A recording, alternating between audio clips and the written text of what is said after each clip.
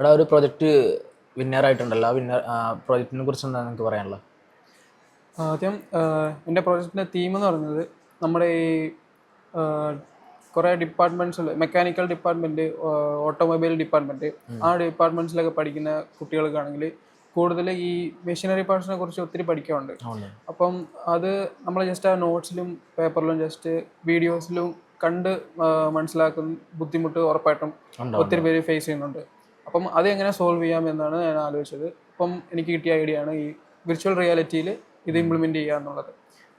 Virtual റിയാലിറ്റിയിൽ നമ്മുടെ ഈ idea implement ചെയ്ത് അതിൽ അവർക്ക് ആ മെഷീനറി പാർട്സ് ഒക്കെ കണ്ട് VR ക്ലാസ്സിലൂടെ കണ്ട് മനസ്സിലാക്കാൻ റിയൽ ആയിട്ട് മനസ്സിലാക്കുന്നത് ഇൻട്രാക്റ്റീവ് ആയിരിക്കും. നമുക്ക് കൈകൊണ്ട് തൊട്ട് അത് മാറ്റാനും അത് എക്സ്പ്ലോർഡ് വ്യൂ എന്ന് പറയില്ലേ, അതിലൊക്കെ കണ്ട് ഡീറ്റെയിൽ ആയിട്ട് മനസ്സിലാക്കാൻ പറ്റും. പിന്നെ അത് എന്തൊക്കെ ചാലഞ്ചസ് അതിലുണ്ടായിട്ടുണ്ട് പ്രോജക്റ്റ് ഡെവലപ്മെൻറ്റിന് വേണ്ടിയിട്ടൊക്കെ? ചാലഞ്ചസ് എന്ന് പറയുമ്പം അതാ സോഫ്റ്റ്വെയർ ഉണ്ടാക്കാനാണ്. അത് ഇച്ചിരി ബുദ്ധിമുട്ടാണ്. അതിപ്പം വലിയ രീതിയിൽ റിയൽ ടൈമിൽ അവൈലബിൾ അല്ല. എന്തൊക്കെ ടെക്നോളജീസ് ആണ് അതിൽ യൂസ് ചെയ്തിരുന്നത്? ടെക്നോളജീസിൽ നമ്മൾ ബ്ലെൻഡർ യൂസ് ചെയ്യാം. ബ്ലെൻഡറിൽ 3D യൂസ് ചെയ്തിട്ട് നമ്മളത് VR എൻവിറോൺമെൻറ്റിൽ കൺവേർട്ട് ചെയ്തിട്ട് നമ്മൾ ഇൻട്രാക്റ്റീവ് ആയിട്ട് ഉണ്ടാക്കിയെടുക്കും. എങ്ങനെ ഉണ്ടായിരുന്നു നമ്മുടെ കോൺഫറൻസ്, YAPയുടെ കോൺഫറൻസ് ഒക്കെ അറ്റൻഡ് ചെയ്തിട്ട് അങ്ങനെയൊക്കെ ഉണ്ടായിരുന്നു? ആദ്യത്തെ 2 മീറ്റിംഗ് എന്ന് പറയുന്നത് നമ്മളെ പ്രസൻറ്റേഷൻ ആയിരുന്നു. PPT പ്രസൻറ്റേഷൻ നമ്മൾ അവർക്ക് പ്രസൻറ്റ് ചെയ്ത് കൊടുക്കുക. പിന്നെ അത് സെലക്ട് ആയി കഴിഞ്ഞിട്ടാണ് ഡിസ്ട്രിക്ട് ലെവലിൽ സെലക്ട് ആയി കഴിഞ്ഞിട്ട് അവർക്കുള്ള ഒരു മീറ്റിംഗ് 2 ദിവസം ഇമ്മേർഷൻ ട്രെയിനിങ് നടന്നിട്ടുണ്ടായിരുന്നു. അപ്പം അതിലെന്ന് പറയുന്നത് നമ്മളിപ്പം ഐഡിയ സ്റ്റേജിലാണല്ലോ നമ്മുടെ ഈ ഐഡിയ എല്ലാം. നമ്മുടെ ജസ്റ്റ് ആ PPT പ്രസൻറ്റേഷൻ അതിൻ്റെ അകത്ത് തന്നെ ഇരിക്കുക. അത് ഇനി റിയൽ ടൈമിൽ എങ്ങനെ കൊണ്ടുവരാം, അതെങ്ങനെ ഇംപ്ലിമെൻ്റ് ചെയ്യാം, ആ ഒരു പ്രോഡക്റ്റ് എങ്ങനെ ഉണ്ടാക്കിയെടുക്കാം എന്നുള്ള ആ ഒരു ഐഡിയ, അതിനെക്കുറിച്ചുള്ള ട്രെയിനിങ്, അതിന് ക്ലാസ്സസ് ഒക്കെ എക്സ്പേർട്ടിൻ്റെ നിന്നാണ് നമുക്ക് ആ ഇൻസ്ട്രക്ഷൻസ് ഒക്കെ കിട്ടുന്നത്. അത് വളരെ യൂസ്ഫുൾ ആയിരുന്നു. നിങ്ങളുടെ ഐഡിയ എന്തായിരുന്നു അതിനെക്കുറിച്ച്? നമ്മുടെ ഐഡിയ എന്ന് പറയുന്നത്, നമ്മുടെ നാട്ടിൽ ഏറ്റവും കൂടുതൽ ഇപ്പോൾ പ്രശ്നം എന്ന് പറയുന്നത് വേസ്റ്റ് ജനറേഷനും വേസ്റ്റിൻ്റെ എന്താണ് നമുക്ക് വേസ്റ്റ് ചെയ്യേണ്ടെന്നൊരു ഐഡിയ ഇട്ടിട്ടില്ല. നോർമലി നമ്മൾ എവിടെ കിട്ടിയാലും എവിടുന്ന് ഡെവലപ്പ് ചെയ്യുന്നൊരു വേസ്റ്റും എന്താ ചെയ്യുന്നത്, നമ്മൾ വേസ്റ്റ് ബിന്നിലോട്ട് കൊണ്ടുവരും. വേസ്റ്റ് ബിന്നിലോട്ട് ഇട്ടാൽ ഒരു മിനിമം എന്ന് പറയുന്നത് ഒരു കളക്ട് ചെയ്യാൻ ആരെങ്കിലും ഉണ്ടാവണം.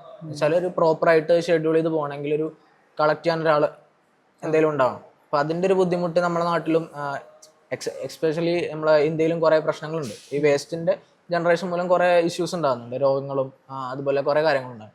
അപ്പോൾ അതിനൊരു റെമഡീസ് ആയിട്ട് നമ്മളിപ്പോൾ ഒരു വേസ്റ്റ് ബിന്നിൽ, ആ വേസ്റ്റ് ബിന്നിൽ ഒരു IoT സെൻസേഴ്സ് എന്ന് വെച്ചാൽ IoT ഡിവൈസ് വെച്ചിട്ട് ഒരു ഡെവലപ്പ് ചെയ്തൊരു നമ്മൾ പറയുന്ന ഒരു അൾട്രാസോണിക് സെൻസർ, അതുപോലെ നമ്മുടെ ഡിസ്റ്റൻസും നമ്മൾ എന്താണ് കണ്ടന്റ് എന്ന് മനസ്സിലാക്കാൻ പറ്റുന്ന സെൻസേഴ്സ് ഒക്കെ യൂസ് ചെയ്തിട്ട്, അപ്പോൾ IoT പറയുന്നത് നമുക്ക് ക്ലൗഡായിട്ട് കണക്ട് ചെയ്യാനൊരു സിസ്റ്റം. അപ്പോൾ അത് വെച്ചിട്ട് നമ്മൾ റിയൽ ടൈം ആയിട്ട് ഡാറ്റ, വേസ്റ്റ് ബിന്നിൻ്റെ ഡാറ്റ നമുക്ക് നമ്മൾ ക്ലൗഡ് സെർവറിലോട്ട് കൊടുക്കുന്നു.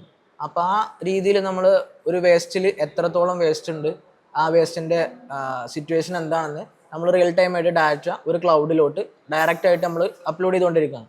ഇത് ഒരൊറ്റ വേസ്റ്റ് എൻ്റെ കാര്യമല്ല. ഇപ്പോൾ ഒരു ഇൻസ്റ്റിറ്റ്യൂഷൻ എടുക്കുകയാണെങ്കിൽ ഒരു ഇൻസ്റ്റിറ്റ്യൂഷനിൽ കുറേ വേസ്റ്റ് കാര്യങ്ങളുണ്ടാകും. ആ വേസ്റ്റ് ഫുള്ള് നമ്മൾ ഏതൊക്കെ വേസ്റ്റിൽ ഫില്ലായിട്ടുണ്ട്, അത് കുറവാണ് എന്നൊക്കെ കാര്യങ്ങളൊക്കെ നമുക്ക് റിയൽ ടൈം ആയിട്ട് കാണാൻ പറ്റും.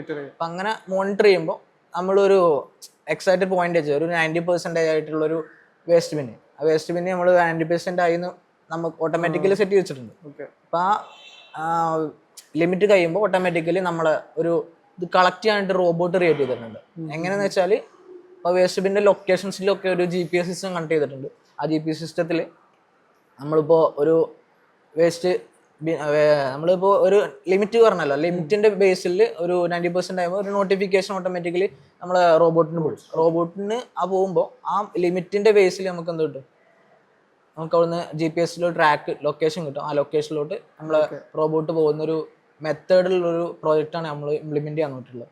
അപ്പോൾ അതിൽ കുറേ ബേസ് ആയിട്ടുള്ള കുറേ കാര്യങ്ങളുണ്ട്. നമ്മൾ ആപ്ലിക്കേഷൻ ഉണ്ട് വെച്ചാൽ ഹ്യൂമൻസിന് ഇൻട്രാക്ട് ചെയ്യാൻ പറ്റുന്ന രീതിയിലൊരു ആപ്ലിക്കേഷൻ ഡെവലപ്പ് ചെയ്യുന്നുണ്ട്.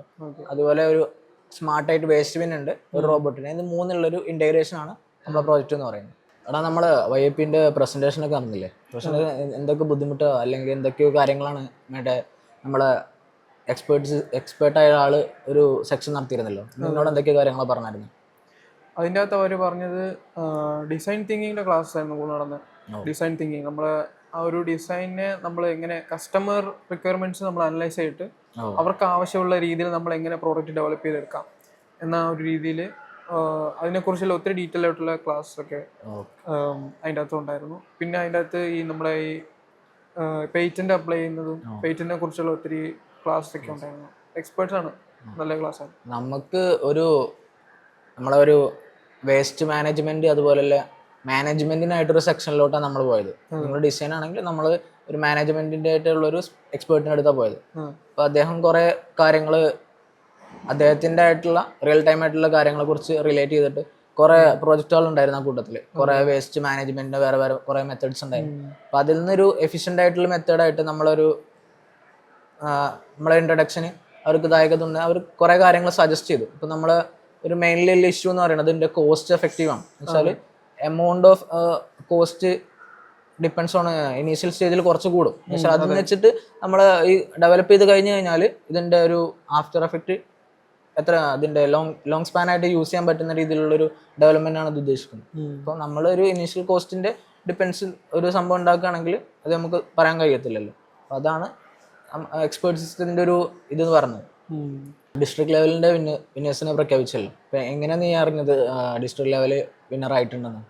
അവർ ഇമെയിലുമായിട്ടാണ് നമ്മൾ കോൺടാക്ട് ചെയ്യുന്നത്. നമ്മൾ ഇമെയിലിൽ ഡിസ്ട്രിക്ട് ലെവൽ വിന്നർ ആയിട്ടുള്ള ഒരു നോട്ടിഫിക്കേഷൻ ഒരു ഇമെയിലായിട്ട് നമുക്ക് അയച്ചിട്ടുണ്ടായിരുന്നു.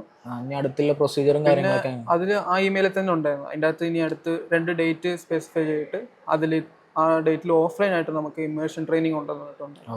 അപ്പം അത് യൂസ്ഫുൾ ആയിരിക്കുമെന്ന് തോന്നി. അതുകൊണ്ട് തന്നെ അവന് അറ്റൻഡ് ചെയ്തിരുന്നു. രണ്ട് ദിവസം ഓഫ്ലൈൻ ട്രെയിനിങ്. എന്തൊക്കെ കാര്യങ്ങളാണ് ഇനി ഫ്യൂച്ചർ ആയിട്ട് അവർ പറഞ്ഞിട്ടുള്ളത്? എന്തൊക്കെ അടുത്ത സെക്ഷനിൽ ഫണ്ടിങ്ങും കാര്യങ്ങളൊക്കെ ഏതൊക്കെ രീതിയിലാണ് വരുന്നത്?